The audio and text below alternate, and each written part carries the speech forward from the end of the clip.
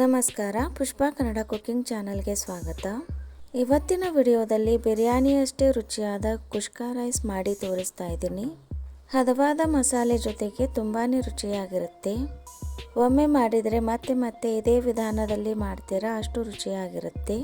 ಜೊತೆಗೆ 2 ಬೇಯಿಸಿದ ಮೊಟ್ಟೆ ಅಥವಾ ಮೊಸರು ಪಚಡಿ ಇದ್ರಂತೂ ಇನ್ನೂ ಮಜವಾಗಿರುತ್ತೆ. ಬನ್ನಿ ಹೇಗೆ ಮಾಡೋದು ಅಂತ ನೋಡೋಣ. ಅದಕ್ಕೂ ಮುಂಚೆ ನೀವೇನಾದರೂ ನಮ್ಮ ಚಾನಲ್ಗೆ ಹೊಸಬರಾಗಿದ್ದರೆ ಈಗಲೇ ಸಬ್ಸ್ಕ್ರೈಬ್ ಮಾಡ್ಕೊಳ್ಳಿ. ಏನೇ ಈ ವಿಡಿಯೋ ನಿಮಗೆ ಉಪಯುಕ್ತ ಅನಿಸಿದರೆ ಒಂದು ಲೈಕ್ ಮಾಡಿ, ನಿಮ್ಮ ಫ್ರೆಂಡ್ಸ್ ಮತ್ತು ರಿಲೇಟಿವ್ಸ್ಗಳಿಗೆ ಶೇರ್ ಮಾಡಿ.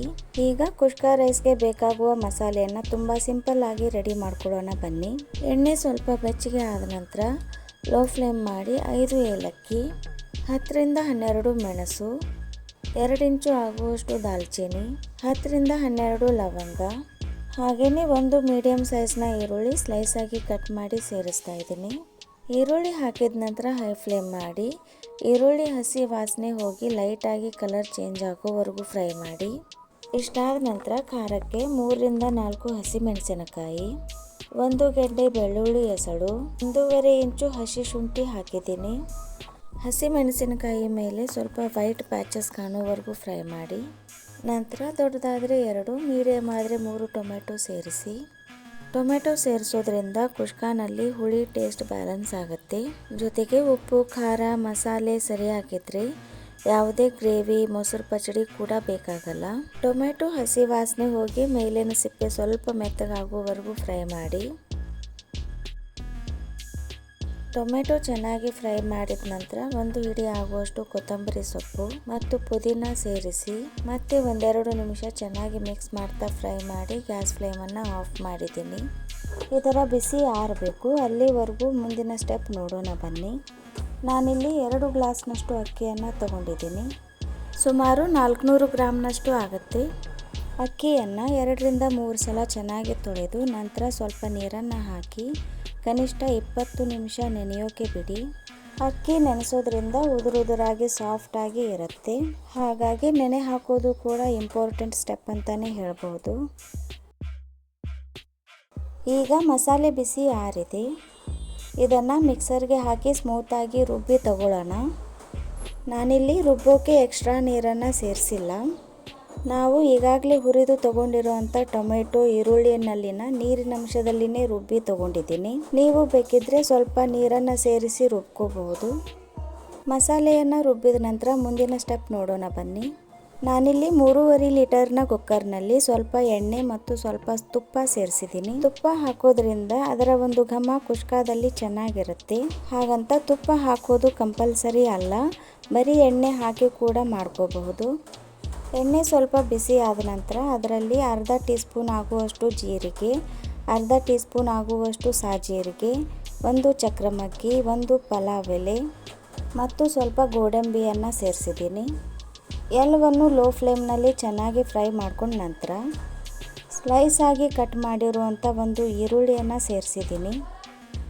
ಈರುಳ್ಳಿ ಲೈಟಾಗಿ ಕಲರ್ ಚೇಂಜ್ ಆಗೋವರೆಗೂ ಫ್ರೈ ಮಾಡಿದ ನಂತರ 2 ರಿಂದ 3 ಹಸಿಮೆಣಸಿನಕಾಯಿ, ಬಿರಿಯಾನಿ ಎಲೆ, ಕಟ್ ಮಾಡಿರೋ 1 ಮೀಡಿಯಂ ಸೈಜ್ನ ಟೊಮೆಟೊ ಮತ್ತು 1 ಟೀ ಸ್ಪೂನ್ ಆಗುವಷ್ಟು ಶುಂಠಿ ಬೆಳ್ಳುಳ್ಳಿ ಪೇಸ್ಟ್ ಹಾಕಿ ಚೆನ್ನಾಗಿ ಮಿಕ್ಸ್ ಮಾಡಿ. 4 ರಿಂದ 5 ನಿಮಿಷ ಲೋ ಟು ಮೀಡಿಯಂ ಫ್ಲೇಮ್ನಲ್ಲಿ ಬಾಡಿಸಿ. ಹಾಕಿರುವಂಥ ಎಲ್ಲ ಮಸಾಲೆ ಪದಾರ್ಥಗಳಿಂದಾಗಿ ಕುಷ್ಕಾ ಅಂತೂ ಸೂಪರಾಗಿ ಬರುತ್ತೆ. ಮಸಾಲೆ ಪರಿಮಳ ಘಮ್ ಅಂತ ತುಂಬಾ ಚೆನ್ನಾಗಿರುತ್ತೆ. ಎಲ್ಲವೂ ಸರಿಯಾಗಿ ಹಸಿ ವಾಸನೆ ಹೋಗೋವರೆಗೂ ಫ್ರೈ ಆದ ನಂತರ 1/4 ಟೀ ಸ್ಪೂನ್ ಆಗುವಷ್ಟು ಅರಿಶಿಣ ಪುಡಿ ಸೇರಿಸ್ತಾ ಇದ್ದೀನಿ. ಅರಿಶಿಣ ಪುಡಿ ನಾನಿಲ್ಲಿ ಕಲರ್ಗೋಸ್ಕರ ಹಾಕ್ತಾ ಇದ್ದೀನಿ. ಹಾಕದೇ ಇದ್ರೂ ಕೂಡ ನಡೆಯುತ್ತೆ, ಟೇಸ್ಟ್ನಲ್ಲಿ ತುಸು ವ್ಯತ್ಯಾಸ ಅನಿಸುತ್ತೆ ಅಷ್ಟೇ. ಹಾಗಾಗಿ ಅರಿಶಿಣ ಪುಡಿ ಸೇರಿಸೋದು ಬಿಡೋದು ನಿಮ್ಮ ಇಷ್ಟಕ್ಕೆ ಅನುಗುಣವಾಗಿ ಬದಲಾಯಿಸ್ಕೊಳ್ಳಿ. ಅರಿಶಿಣ ಪುಡಿ ಸೇರಿಸಿದ ನಂತರ ಚೆನ್ನಾಗಿ ಮಿಕ್ಸ್ ಆಗೋವರೆಗೂ ಫ್ರೈ ಮಾಡಿ ನಂತರ ರುಬ್ಬಿರುವಂಥ ಮಸಾಲೆಯನ್ನು ಸೇರಿಸಿದ್ದೀನಿ.